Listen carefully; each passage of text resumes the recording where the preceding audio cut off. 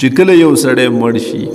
د ده چې څومره مال د ده نه پاتې شي خوا که لږ دی او که ډېر که نغدې پیسې دي که جایداد دی که سره سپین دي که هر څه شی دی نو دې ته څلور حقونه ورته متوجه شي.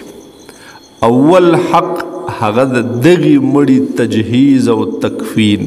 که د ده د کفن بندوبست څوک نه کوي د هغه د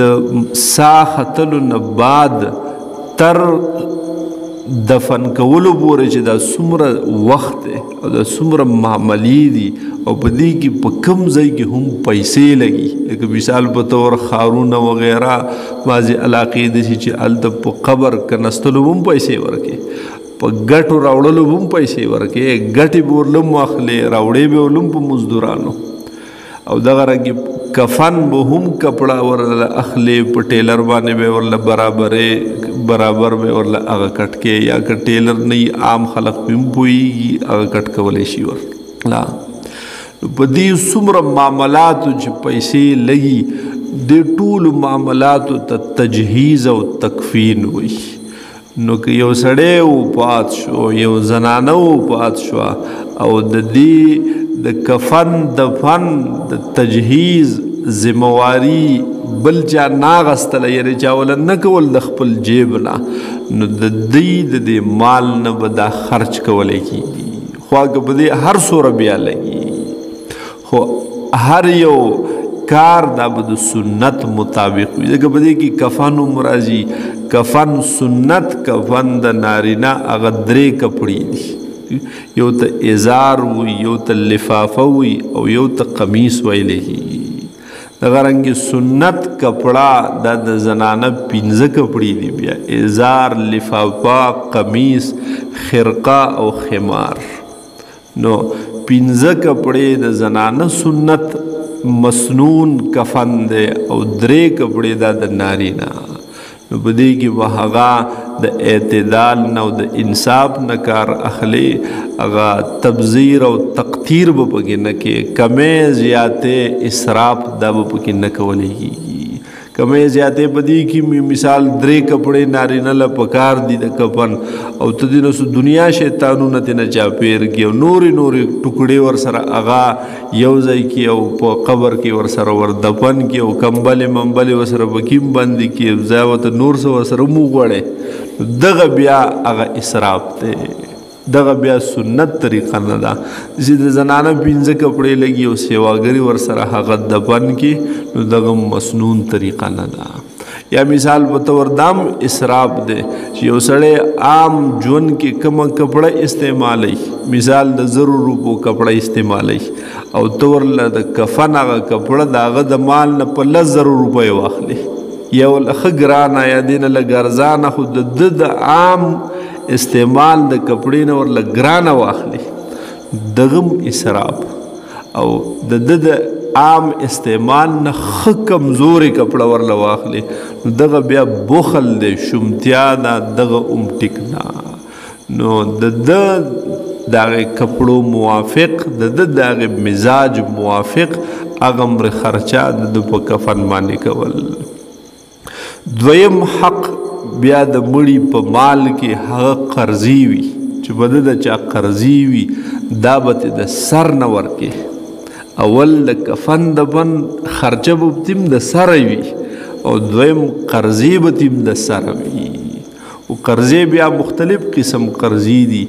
یو داسې قرضې دي چې دا سړی لا روغ و، صحتمند و، د چا نه قرض اخیستی،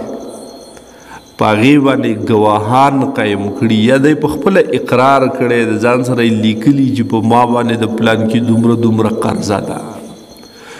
دغه قرضه به د ټولو نه مخکې اول به دا ورکولی کېږي.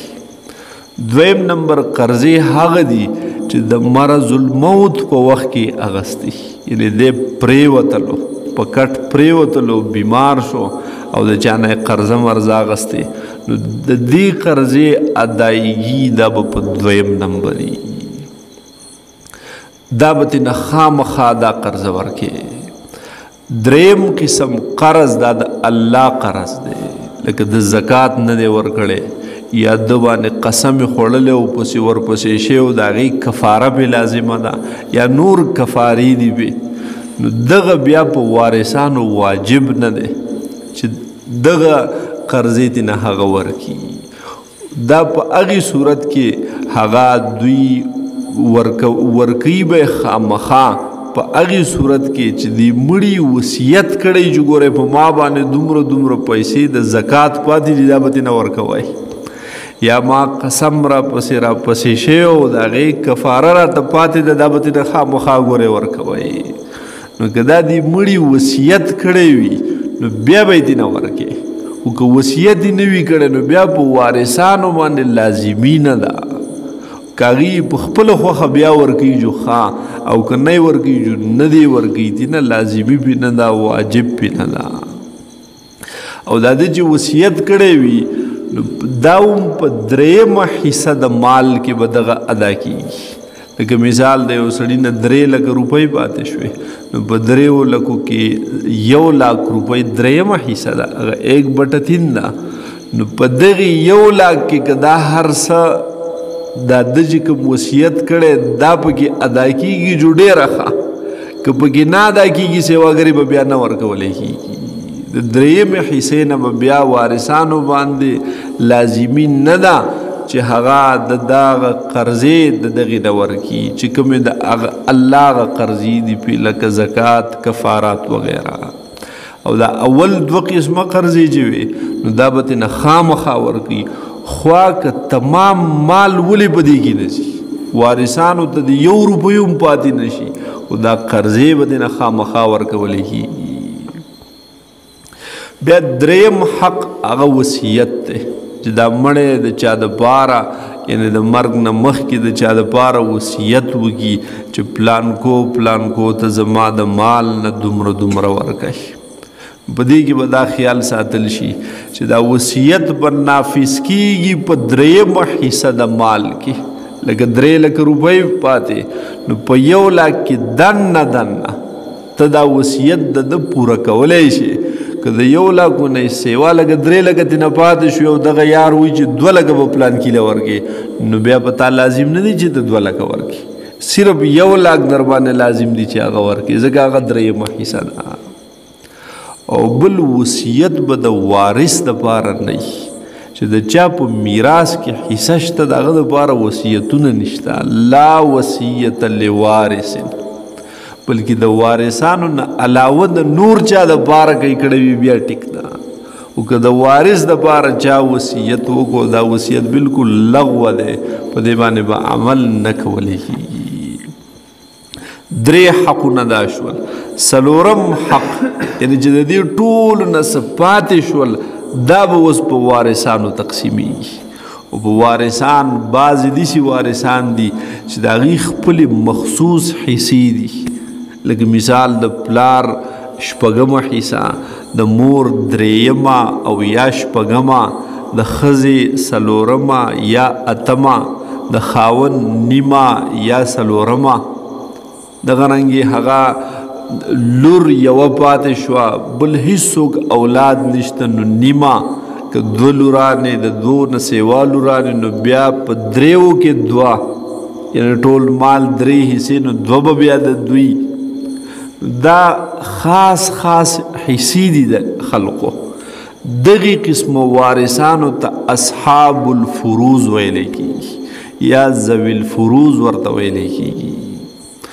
او یو دویم قسم وارثان هغوی ته عصبه ویلی کېږي عصبه داسې وارثان دي چې دا څومره حصو والا خلق دی دوی ته تا خپلې حصې ورکړې نو چې باقي څومره پاتې شو دا به ټول دغې عصبو ته ورکولی کېږي دا به ټوټل د هغوی وي نو دلته ذکر کوي لکه مثال په طور باندې زوی دی نو زوی عصبه دی یو سړی مړ شو د هغه نه ښځه پاتې شوه او زوی دې نه پاتې شو نو د ده ښځې ته به 8مه وس ورکولی کېږي ځکه چې اولاد د مړي شته چې بچی شته زوی شته نو چې دا 8مه د هغې له ورکړه نو چې څه باقي پاتې شو دقې زوی ته به یې ورکړی شي که ډیر زامن دي چې په هغې باندې به برابر برابر هغه باقي تقسیم شي. اگه ورسره خویندې هم دي یعنی د دې سړي نه لوران او زامن شریک پاتې شوي دي نو بیا به په هغې لورانو او زامنو باندې به ټول مال تقسیم کې او هغه داسې لکه د آیت په دې اوله حصه کې وایي چې نارینه له به یعنی هغې زوی له به د هغې لور په ډبل باندې ورکړي د لور چې څومره حصه وي د هغې په ډبل به د زوی دپاره یا داسې وایه چې د لور دپاره به د رور په هغې نیمه باندې چې د رور سوره رسی د خور به د هغې په نیمه باندې رسی. نو یوصیکم الله حکم کوي تاکیدی حکم کوي الله تعالی تاسو ته فی اولادکم په باره د اولاد ستاسو کې للذکر مثل حظ الانثیین للذکر برخه به وي د سړي دپاره مثل حظ الانثیین په مثل د حصې د دوو زنانو یعنی چې یو سړی مړ شو شریک لوران یو زامن ته نه پاتې شو د یو زوی ته به د دوو لورانو په برابرۍ باندې حصه ورکولی کېږي